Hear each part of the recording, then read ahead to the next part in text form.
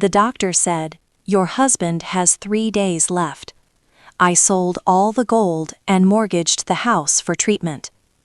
But one day, forgetting my bag, I returned to the hospital, and hearing a conversation between 2 nurses, I froze in shock right by the ward. Before we begin, write where you are watching us from.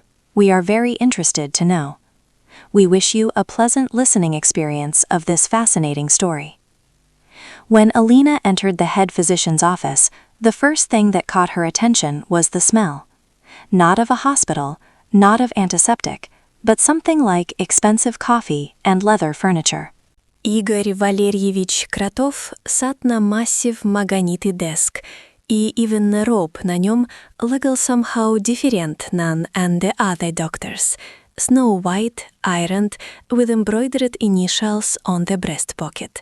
On the table stood a framed photograph. Krotov himself with some foreigners in white coats. Everyone was smiling, shaking hands. "Have a seat, Alina Petrovna." He nodded at the armchair opposite and took off his glasses, wiping them with a snow-white handkerchief.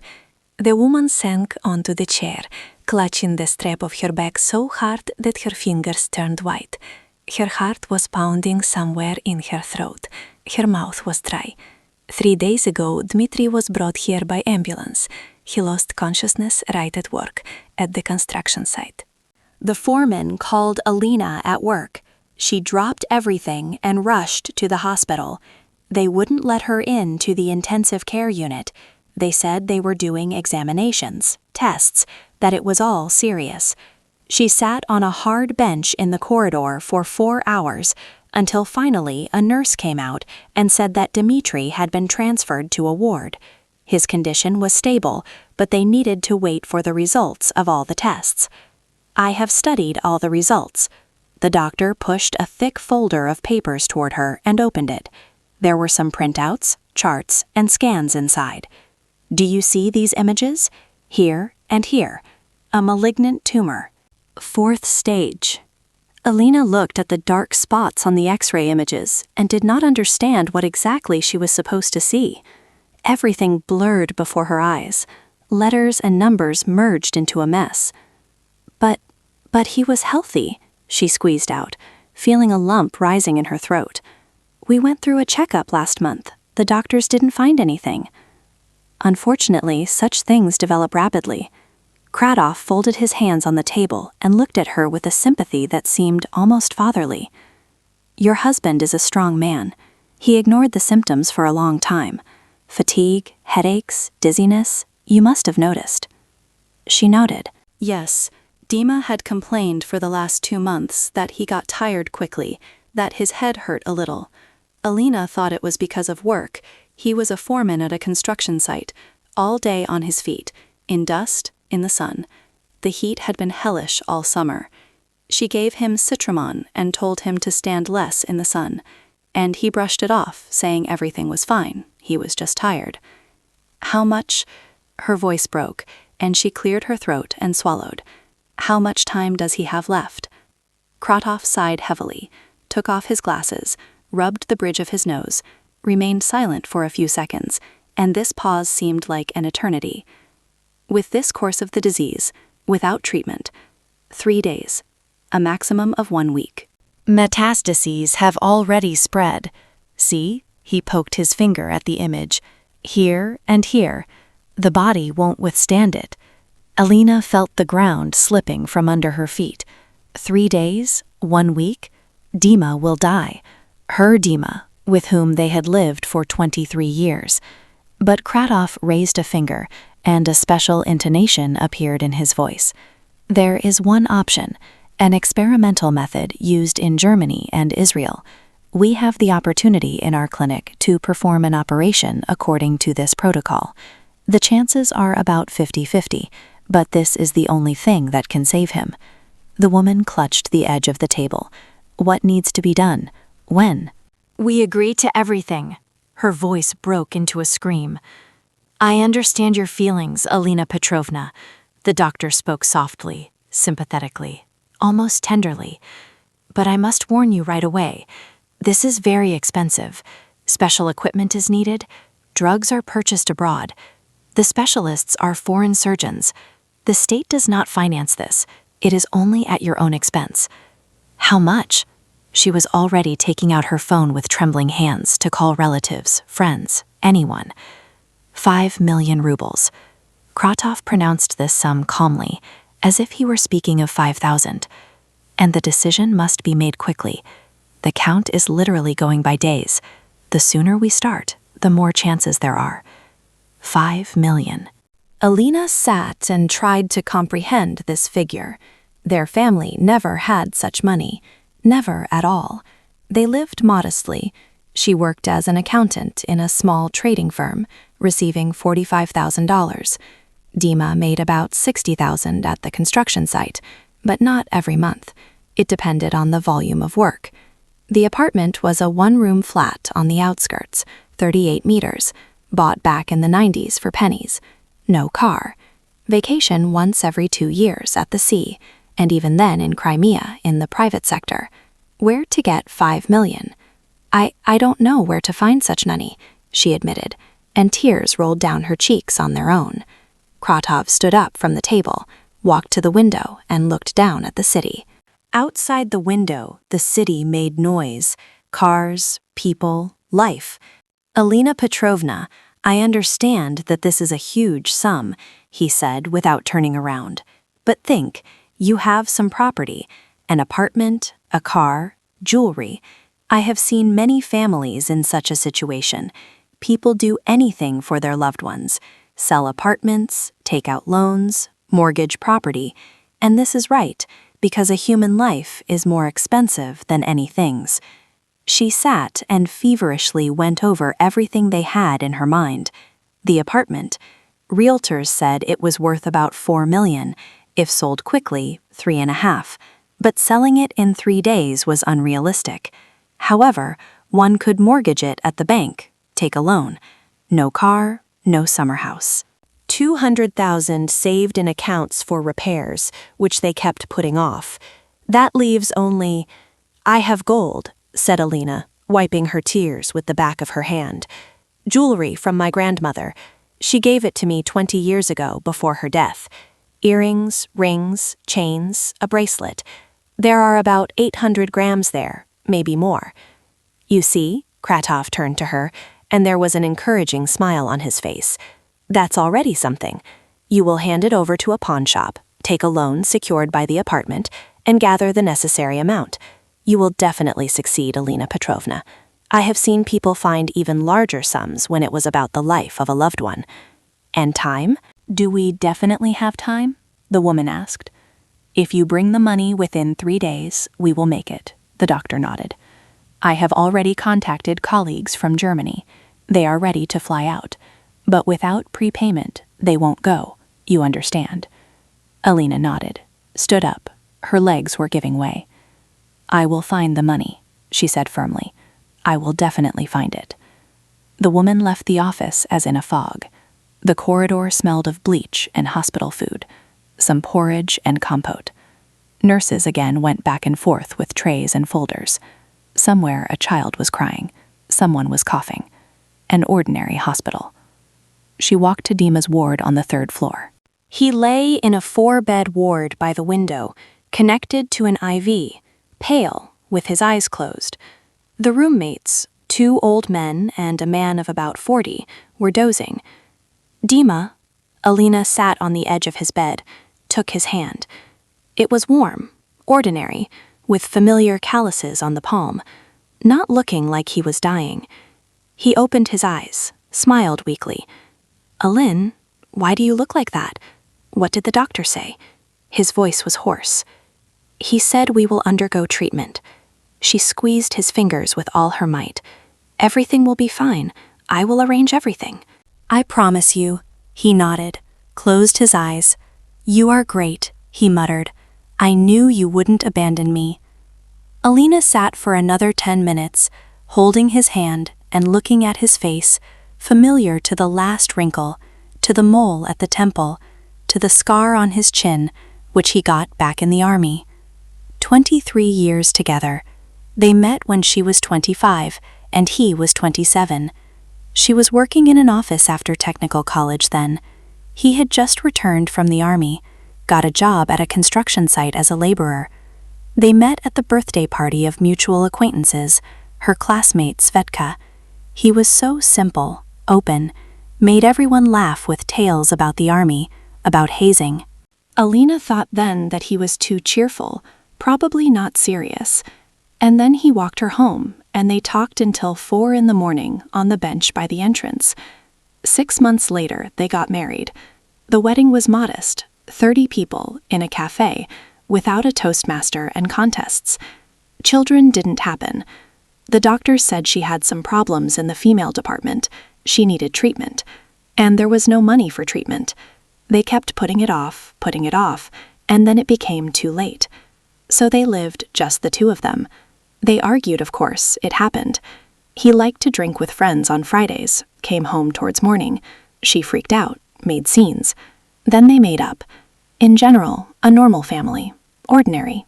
And now he is dying, and she must save him. Alina left the hospital when it was already starting to get dark. She sat at the bus stop, took out her phone.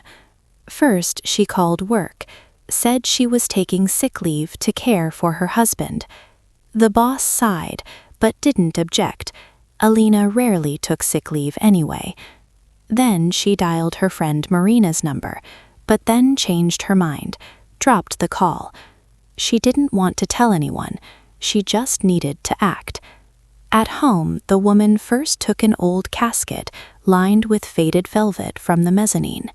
Grandmother kept her gold in it, and before her death gave it to her granddaughter. "Take care of it, Alinochka," she said then, already lying in the hospital. "This is the only thing of value left in our family. It will help in a difficult hour." Alina opened the lid, and gold gleamed at her. Grandmother's earrings with rubies, massive antique work. A heavy chain that she wore on holidays. Grandfather's wedding ring, wide with engraving inside. A braided bracelet, another ring with turquoise, 3 thin rings. The woman sorted through these things, and tears dripped right onto the gold. Grandmother cherished all this so much, told the history of every little thing. Grandfather gave the chain for the wedding in 1947, exchanged it for a bread ration from some speculator. The earrings she inherited from her mother. A jeweler made them back under the Tsar in 1910. Grandfather bought the bracelet with his first salary after the war. "Forgive me, Grandma," whispered Alina, wiping her eyes with her sleeve. "But this is for Dima's sake. You would understand." The next morning, she took time off work and went to the pawn shop. She found the address on the internet, the largest one in the center, with good reviews. The appraiser, a man of about 50 with a loop in his eye and thick fingers, examined each item for a long time, weighed them on electronic scales, wrote something into the computer, checked against some tables. "The samples are good," he finally said, setting aside the last ring. 583,750. Total weight 920 grams. 5,000 I will give. "That is the maximum I can offer." "But there is almost a kilogram of gold here." Alina was indignant. "On the internet they write that a gram costs 4,500. "Are you confusing the price of ingots with the pawnshop price?" The appraiser answered calmly, not even looking up. "I take into account where, the sample, the current rate, my commission. If you want, go to another pawnshop, but they will give less there. You can check." The woman stood and looked at this pile of gold on the counter. Grandmother's inheritance, the only thing that connected her with the past, with her family. And now it turns into 850,000. "I'll take it," she said. She signed some papers, received the money in cash, a thick stack of 5,000 notes, shoved it into her bag, and went out into the street. It was a clear September day. People were rushing about their business, and no one knew that Alina had just sold the last valuable thing she had. The next point was the bank. She had signed up online in advance for an appointment with a credit specialist. A girl of about 30 with neat styling and in a strict gray suit listened to the request and began to tap on the computer keys. Your apartment at the address, yes, I see. It is valued by our system at 3,800,000 rubles, she said monotonously. Secured by real estate, we can give up to 70% of the assessed value. That is, in your case, it is 2,600,000. Plus you have a salary card with us with a history of 3 years. The credit history is clean, no delays. I think we will approve without problems. Rate 16% per annum, loan term up to 5 years. Monthly payment will be approximately 58,000 rubles. Alina listened and nodded, although she couldn't wrap her head around how she would pay back 58,000 every month when her salary was only 45. But what difference does it make? The main thing is to save Dima. Later, they will figure it out somehow. Shall we process it? Asked the girl, looking expectantly. Yes, answered the woman. Process it. Another 3.5 hours went into filling out questionnaires, signing contracts, calling an appraiser to inspect the apartment. She had to go home, meet this appraiser, a young guy with a tablet who walked around the rooms, took photos, measured, wrote something down, and left. Then back to the bank. More papers, more signatures. Life insurance, mandatory apartment insurance. By evening, the money finally arrived in the account, 2,600,000. Together with the gold, it came to 3,450,000. It was still short 1,550,000. Alina sat at home in the kitchen, drinking valerian drops and thinking where to get the rest. Friends? All their friends have the same salaries, live from paycheck to paycheck. Colleagues at work? The same story. Only her sister remained. She called Lena. She is married to Andre, who runs a small construction business. They live in their own house. Good car, 2 children in a private school. By their standards, rich. Lena, I'm in trouble, said Alina immediately, without preamble. Dima is at death's door, cancer, 4th stage. There is a chance to save him, but an expensive operation is needed. Can you lend 1.5 million? I will return it, I swear. I will work 3 jobs, but I will return it. A pause hung in the receiver. It was audible how Lena was breathing. Are you serious? She finally asked. Her voice was cold. Alin, our business is in crisis right now. We are paying off 3 loans ourselves. Andre invested in a new object, and the customer cheated us. Lena, he will die, Alina screamed into the receiver. Do you understand? They gave him 3 days without surgery. I sold everything, mortgaged the apartment. There is no one else to ask. Her sister sighed heavily. Okay, she said after a pause. I will talk to Andre, but you understand that this is a huge amount of money. It's hard for us right now, too. I'll call back in an hour. This hour dragged on endlessly. Alina walked around the apartment, couldn't find a place for herself, smoked on the balcony, although she had quit 5 years ago, drank tea that wouldn't go down her throat. Lena called back in 40 minutes. Andre agrees to give 1.5 million, she said in an even voice, but only under a notarized receipt. You understand? Yes, it's his money. He must be sure that you will return it. I understand. Alina was ready to sign even in blood. Thank you. Thank you so much. We will bring it tomorrow morning, said Lena. Let's meet at the notary. I'll send the address. The next day, Alina met with her sister and her husband at the notary office. Lena was in an expensive coat and sunglasses, although the day was cloudy. Andre, a large man with a gold chain around his neck, greeted her dryly, without a smile. The notary, a lady of about 60, processed everything quickly and clearly. Receipt, return conditions, penalties for delay. Alina signed and thought only about one thing, that she would now have 5 million. Andre transferred the money right there via an app. The woman checked the account. Yes, 1.5 million had arrived. Thank you, she said, and her voice trembled. I will return it, every last penny. I hope so, Andre nodded. because otherwise we will have to collect through the court. From your apartment. Lena hugged her sister goodbye, but Alina felt coldness and tension in these hugs. Hold on, Lena said, and really, return it. It's not easy for us right now either. They left, and Alina remained standing on the street with the phone in her hands. On the account lay 5 million rubles, everything she managed to collect. The apartment is mortgaged. Grandmother's gold is sold. Her sister lent the last bit. Exactly 3 days after the first conversation with Kratov, the woman was sitting in his office again, this time with a large envelope containing 5 million in cash.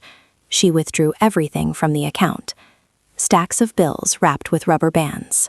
Alina didn't sleep all night, counting them, checking if everything was there. You are doing a great job, Alina Petrovna. Kratov took the envelope, quickly looked inside, nodded with satisfaction. I knew you would manage. A loving wife will always find a way to save her husband. When is the operation? She asked. Her voice sounded strange, hoarse. The day after tomorrow morning, he answered, putting the envelope into the safe behind his back. We have already started preparation. The German specialists fly out tomorrow evening. Dmitry Andreevich will be in the most reliable hands, I promise you.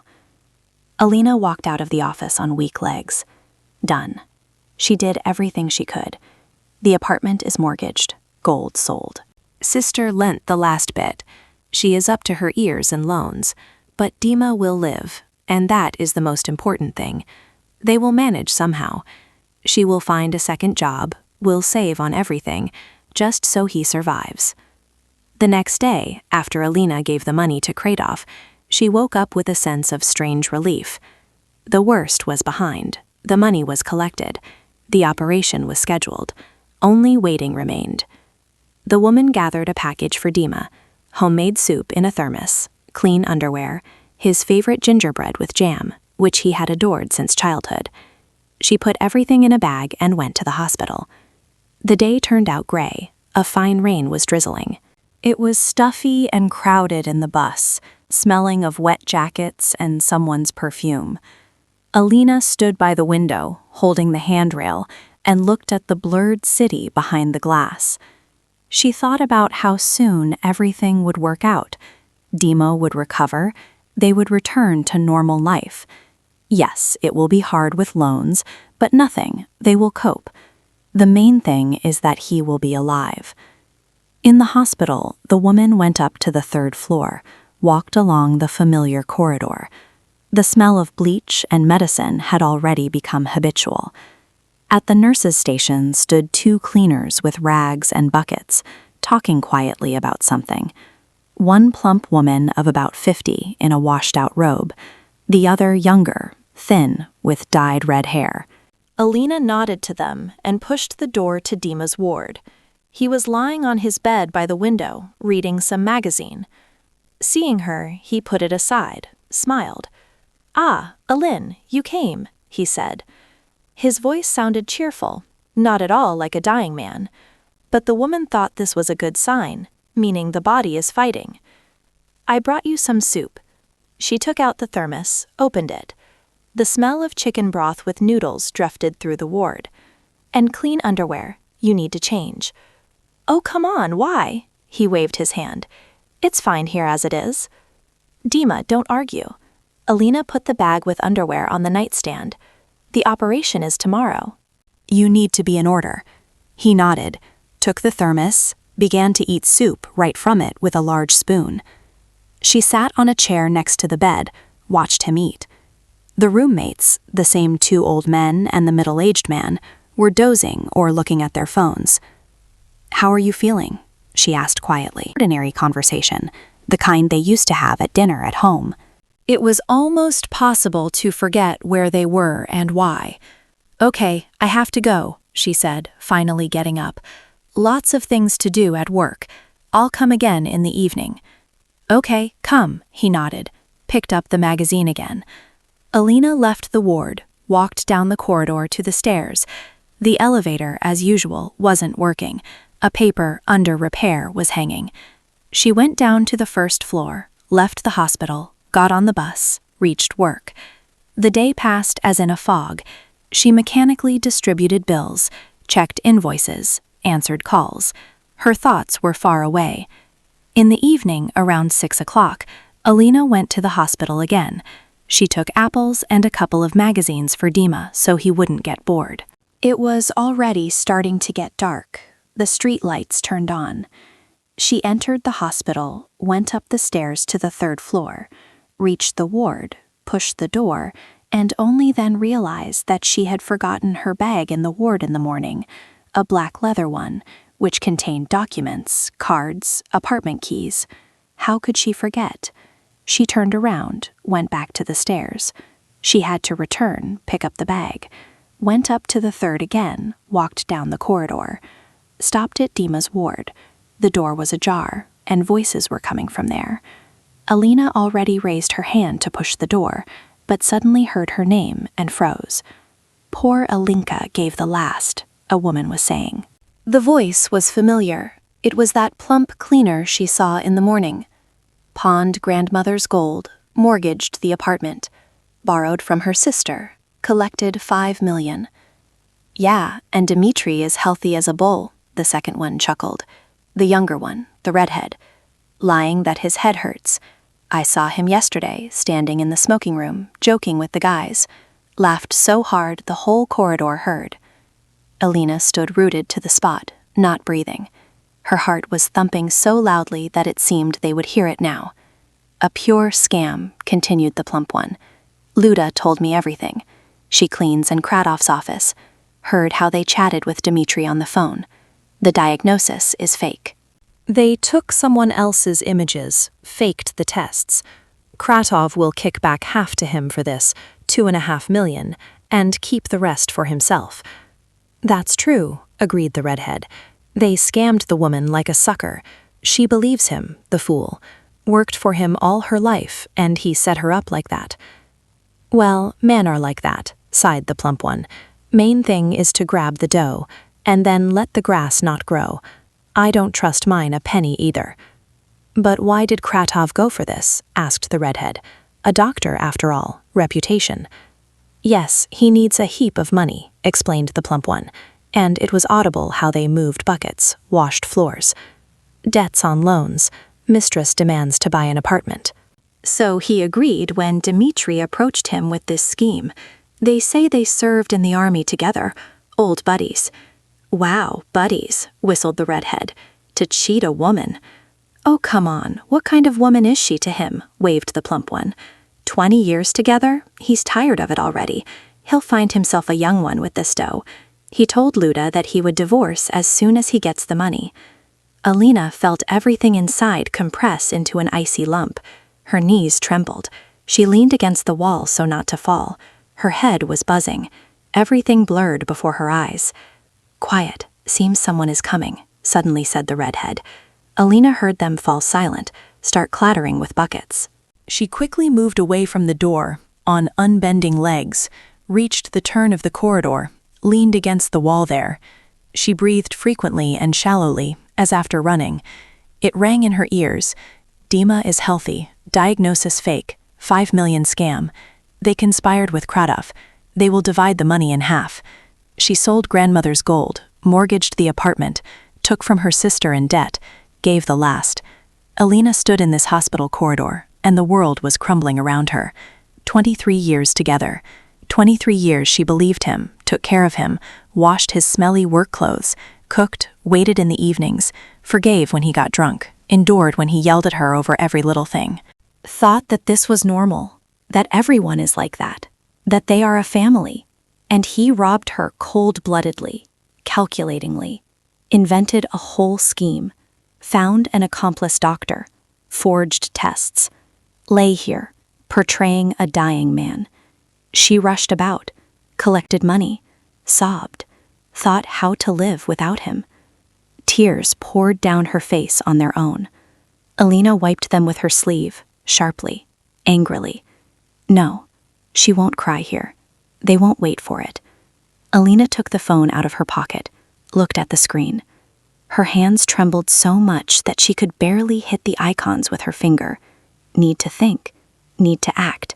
But how? If she bursts into the ward now, makes a scandal, what's the use?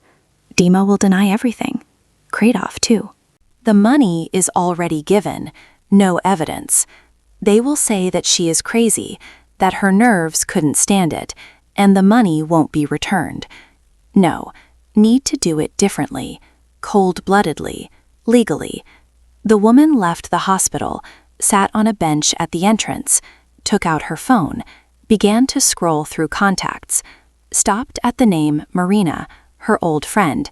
They studied at technical college together. He works as a lawyer in some firm. Alina rarely called her in recent years. Lives are different. And what was there to talk about? But now she dialed the number. Long beeps. Alina? Marina's surprised voice. It's me, Marina. I need help, she said, and her voice broke. It's urgent. Can we meet? What happened? The friend worried. I'll explain later. Where are you now? At work still, but I can ask for time off. Where are we meeting? Let's meet at that cafe near the metro, said Alina. Remember, we used to sit there often? I remember. I'll be there in 40 minutes. Alina arrived at the cafe first, ordered tea which she couldn't drink. A lump in her throat prevented swallowing. Sat by the window, looked at passers-by, and kept replaying this conversation of the nurses in her head. Every word. Healthy as a bull. Lying that his head hurts. Diagnosis, fake. Images someone else's. Divide in half. Find a young one. Divorce. Marina appeared in half an hour. Tall, slender, in a strict pantsuit with a folder under her arm. Sat opposite, looked carefully at her friend. God, Aline, you look terrible, she said. What happened? And Alina told everything from the very beginning.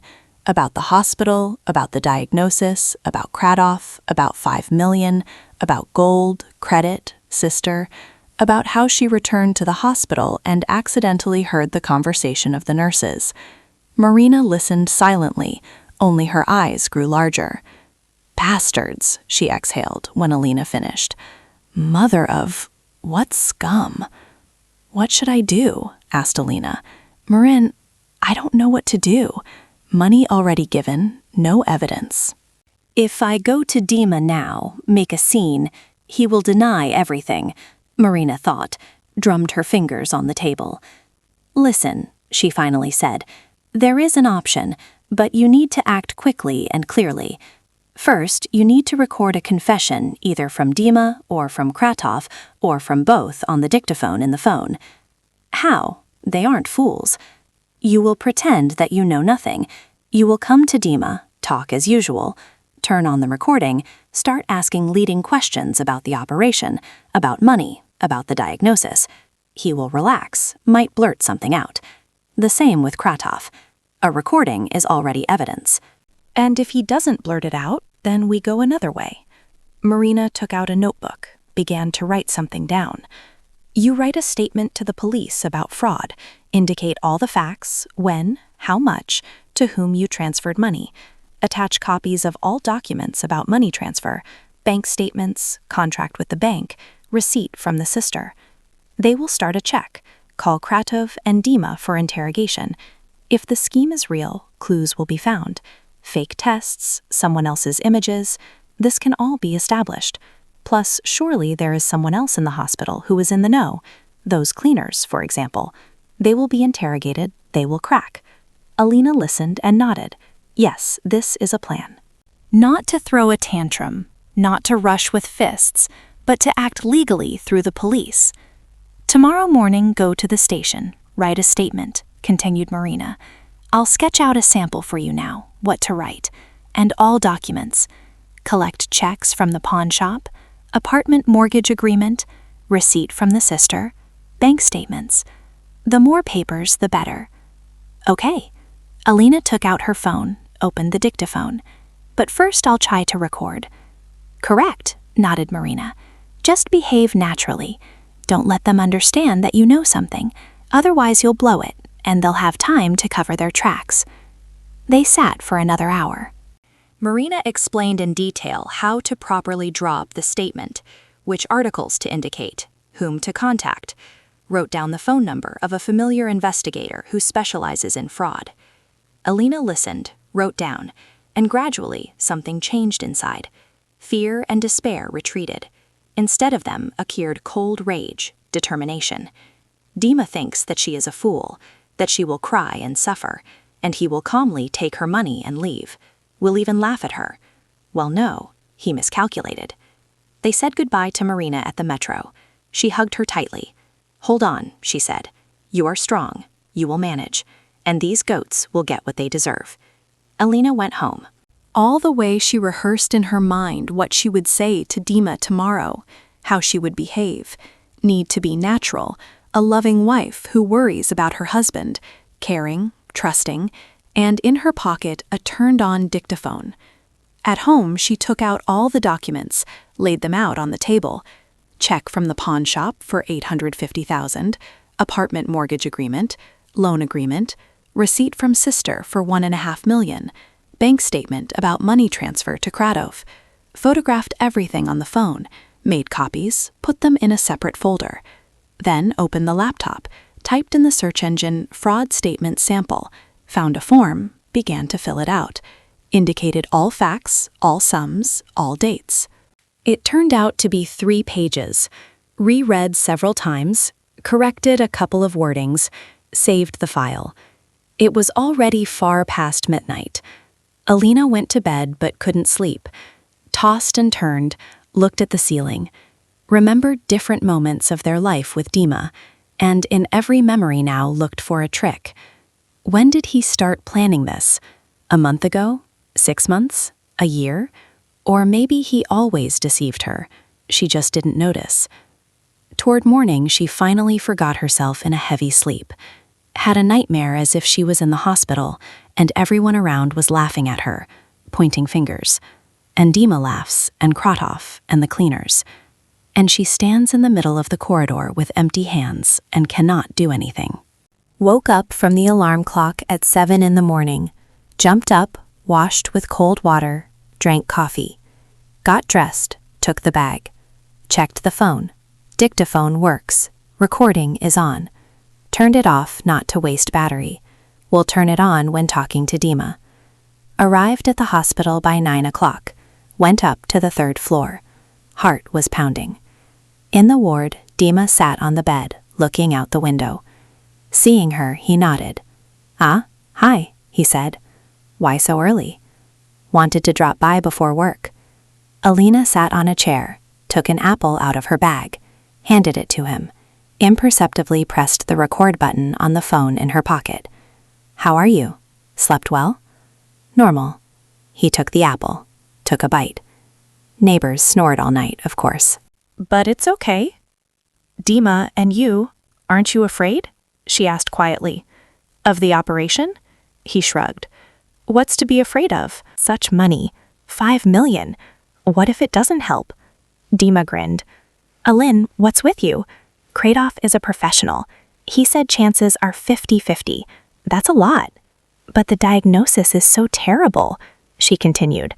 "4th stage. Is it even possible to cure at such a stage?" "Possible, if there is money." He waved his hand.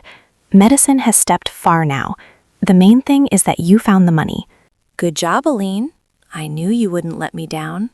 Alina clenched her fists under the table so as not to give herself away. "Dim, are you sure these scans are yours, the tests? Maybe they confused you with someone else?" He looked at her intently, and the woman was afraid she had gone too far. "What's with you?" he asked suspiciously. "Do you doubt the doctor?" "No, just," she lowered her eyes. "Just, what if it really is a mistake?" "No mistake," he cut her off. "Krotov checked everything. Everything. They are my tests. Don't make things up." The conversation clearly wasn't flowing. He was on guard, sensing something was wrong. Alina sat for another 10 minutes. They talked about the weather, about what was being shown on TV. Then she said goodbye and left. In the corridor, she stopped a nurse and asked her to call Krotov. She said she wanted to clarify something regarding the operation. The nurse nodded and left. 5 minutes later, Krotov appeared, looking just as fit and confident as ever. "Alina Petrovna, has something happened?" he asked. "No, I just wanted to clarify." She switched her voice recorder back on. "Is the operation definitely tomorrow?" "Yes, tomorrow at 8 in the morning," he nodded. "The German specialists are already in the city. They will arrive at the clinic this evening. Everything is going according to plan." "And the money?" You already? Well, was everything paid? Alina asked. Of course, he smiled. The medications are ordered, the equipment is prepared. Don't worry, everything is under control. Good, she nodded. Thank you very much. The recording turned out so-so. Nothing concrete, no confessions. Oh well, that meant she would have to go through the police. Alina left the hospital and went straight to the precinct. She found the officer on duty. She said she wanted to file a report about fraud. She was led to an investigator, a man of about 40 with a tired face. The woman took out the printed statement and all the documents, spreading them out before him. "Tell me," said the investigator, opening his laptop. And she told him everything from the very beginning. He listened, nodded, and wrote things down. When Alina reached the part about the nurse's conversation, he raised his eyebrows. "So you have no direct proof," he stated, "only the words of the nurses that you accidentally overheard." "But it can be checked," the woman exclaimed. "The tests, the scans, it must all be stored somewhere. Can a forensic examination be done?" "It can," the investigator nodded. "All right, I will accept your statement. We will initiate a check and summon your husband, the doctor, and these nurses for questioning. We will sort it out." He took the statement, stamped it, and gave Alina a copy. "Wait," he said. "They should give an answer within 10 days." Alina left the precinct with the feeling that she had at least done something. Now all that remained was to wait. Alina walked out of the police station with the copy of the statement in her hands and sat on a bench opposite. Her head was spinning and her ears were ringing.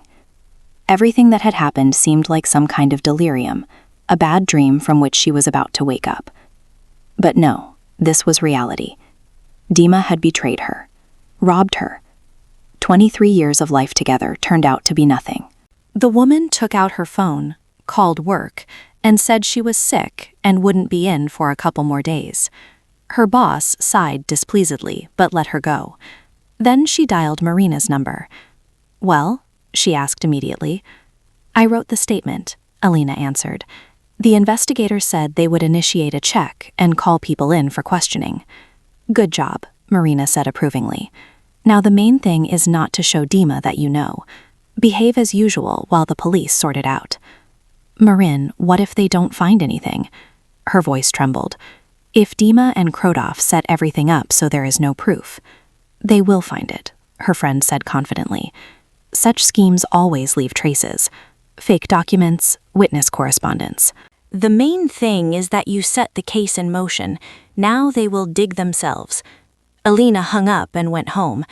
The whole way she stared out the bus window and tried to remember when everything went wrong. Had Dima always been this deceitful, greedy, capable of betrayal? Had she simply not noticed, not wanted to notice, or did he change over time? When exactly did he decide that she was no longer needed, that he could use her and throw her away? She remembered how, about 3 months ago, he suddenly became interested in their finances, asking how much the apartment was worth, if she had any savings or gold. She was surprised then. He had never been interested in that before. Money had always been her concern. He earned it, gave it to her, and she distributed it for food, utilities, and everything else. And then suddenly he was asking. Alina had answered honestly, "The apartment is worth about 4 million. There is almost 1 kilogram of grandmother's gold and 200,000 in savings." He had nodded thoughtfully then and never returned to the topic. That meant he was already planning back then, estimating how much he could squeeze out of her. At home, Alina lay on the sofa and just lay there, staring at the ceiling. The phone rang several times, Dima. She didn't pick up. Then a text message arrived. "Where are you? Why aren't you coming?" Alina replied briefly, feeling unwell. "We'll come tomorrow." Early the next day, the investigator called her. "Alina Petrovna, we need you to come in," he said. "There is news." Alina jumped up, dressed in a hurry, and rushed to the station. The investigator met her in his office. His face was serious. "We called in the nurses you mentioned for questioning," he began. "Ludmila Skvortsova and Tamara Belova." Skvortsova cracked immediately. She confirmed that she heard the conversation between Krotov and your husband. They really did conspire. Krotov forged medical documents, took someone else's scans and tests from a patient with a real diagnosis of stage 4 cancer. Your husband simulated the symptoms. The goal was to lure the maximum amount of money out of you. Alina sat and listened, and everything inside her went cold. "We checked Krotov's end transactions," the investigator continued. "The $5 million that you transferred to him, he hasn't had time to withdraw it from the clinic's account yet. The money is frozen. There is enough evidence: Skvortsova's testimony, forged documents, recordings of phone conversations between them. We pulled the call logs. They called each other regularly for the last 2 months. Plus, the forensic examination confirmed that the scans and tests belonged to another person, not your husband." Alina covered her face with her hands. So it was true. Not a delusion, not a mistake. True. What will happen now? She asked dully. A criminal case has been initiated under Article 159, fraud on an especially large scale, the investigator answered. Krotov faces up to 10 years. Your husband, too. The money will be returned to you as soon as the investigation is over. It will take time, but they will return it. The woman walked out of the station on trembling legs, got into a taxi, and gave the address of the hospital.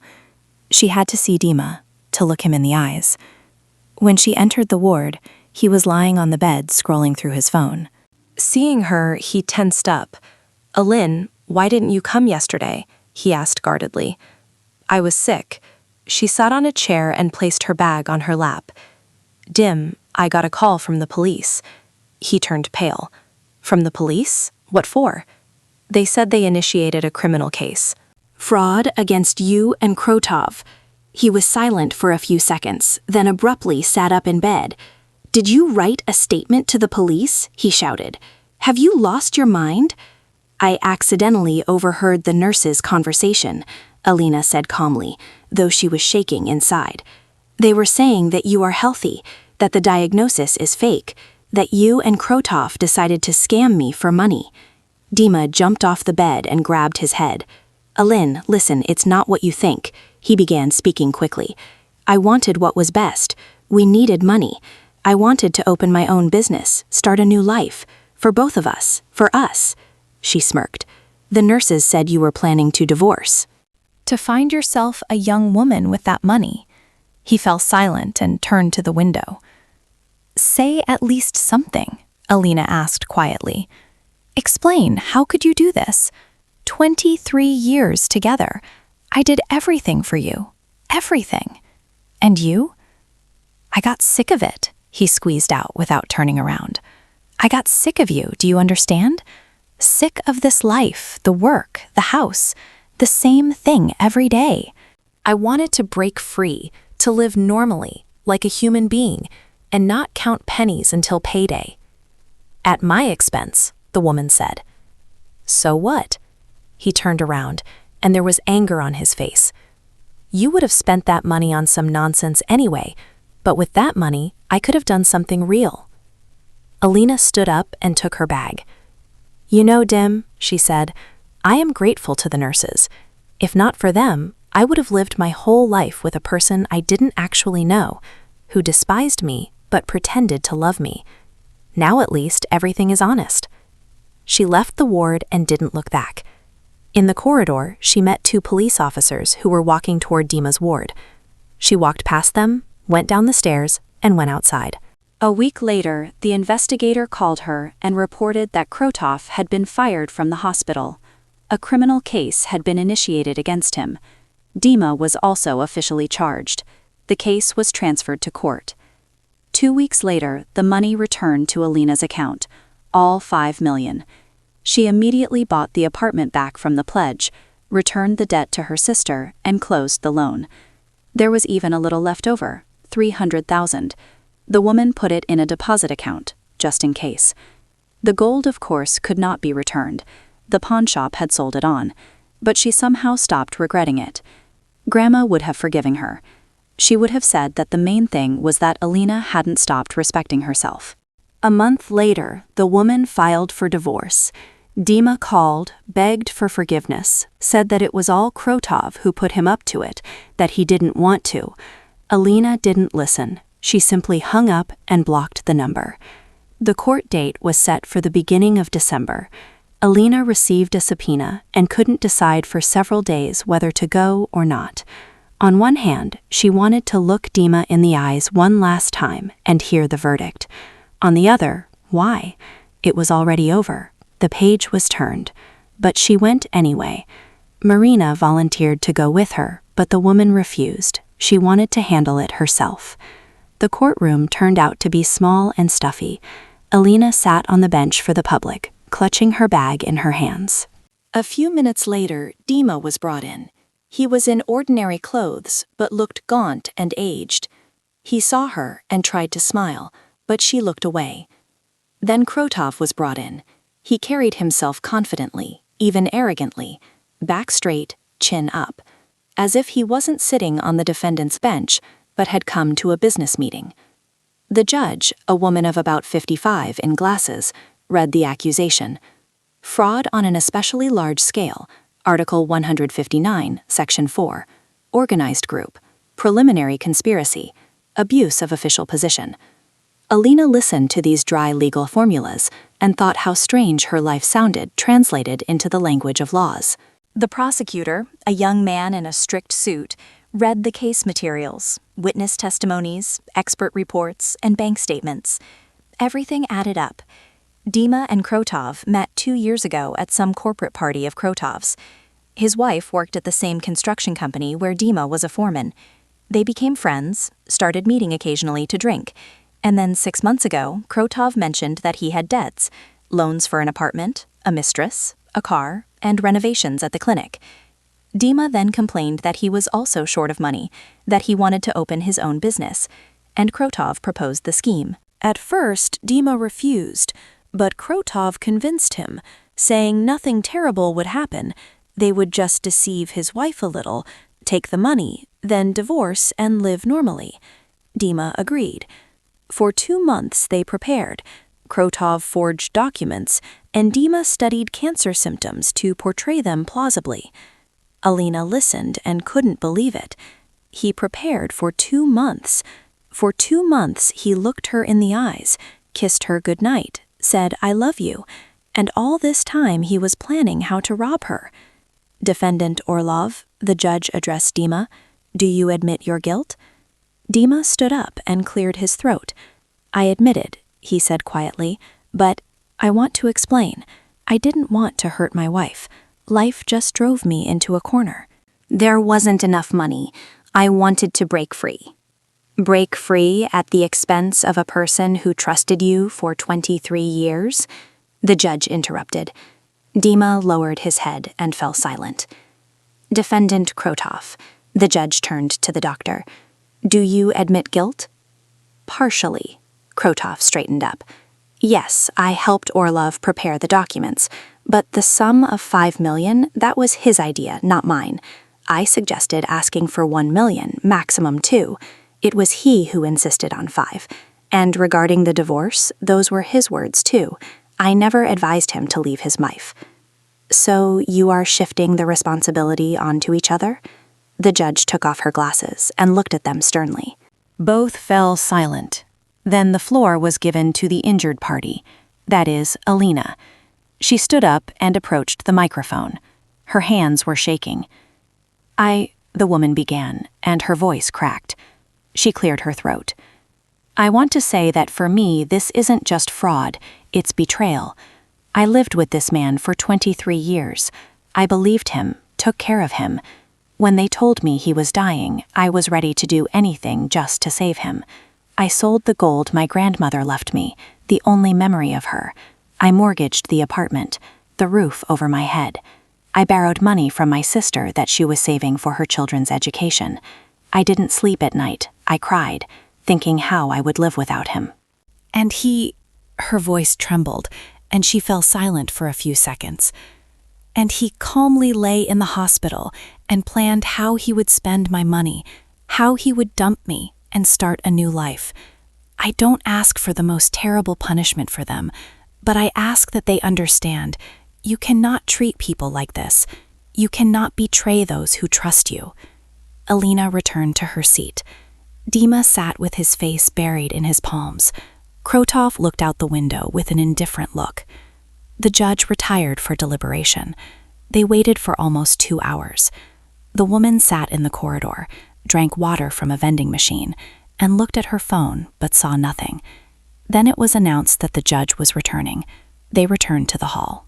The judge read the verdict. To Dmitry Orlov, 7 years of imprisonment in a general regime colony. To Igor Krotov, 9 years in a strict regime colony with a lifetime ban on practicing medicine, plus compensation for moral damage to Alina of 200,000 rubles from each. Dima heard the sentence and somehow slumped, as if the air had been let out of him. Krotov turned pale but held himself together. They were led away. Dima turned around in farewell, looked at her, and there was a plea for forgiveness in his eyes. Alina looked away. The woman walked out of the court building, and her soul felt light. For the first time in all these months, truly light. Justice had triumphed. They got what they deserved. A month later, she received compensation, 400,000. She put it in the account with the 300,000 that remained after the return of the money. Now she had a small safety cushion. Life was gradually getting better. Alina returned to work. Her colleagues welcomed her warmly. No one asked unnecessary questions. Her boss even raised her salary, saying she appreciated her responsibility and how she held herself together in a difficult situation. In the evenings, Alina began going to yoga. She signed up for a group not far from home. The instructor, a woman of about 40, calm and wise, said that yoga helps not only the body but also the soul, and it really helped. After classes, Alina returned home peaceful, as if she had thrown a heavy load off her shoulders. Her sister Lena called a couple of weeks after the trial. "Alin, I heard they returned the money to you," she said cautiously. "Yes, they returned it," Alina replied, "and I already transferred your debt to your account. Check it." "Thank you." There was confusion in her voice. "You know, I'm ashamed. I acted not like a sister back then. Demanded a receipt as if you were a stranger." "It's okay, Lynn," Alina said sincerely. "You did your part, you helped, and that you were cautious, I understand. You have your own family, your own problems." They were silent. "Come visit us for the holidays," Lena suggested. "The nephews miss you, and Andrei sends his regards. Says you're great, that you didn't break." "I'll come," promised Alina. "Definitely." Marina began stopping by once a week. They sat in the kitchen, drank tea, and chatted about everything in the world. Her friend talked about work, about her affairs. Alina talked about yoga, about a new book she was reading.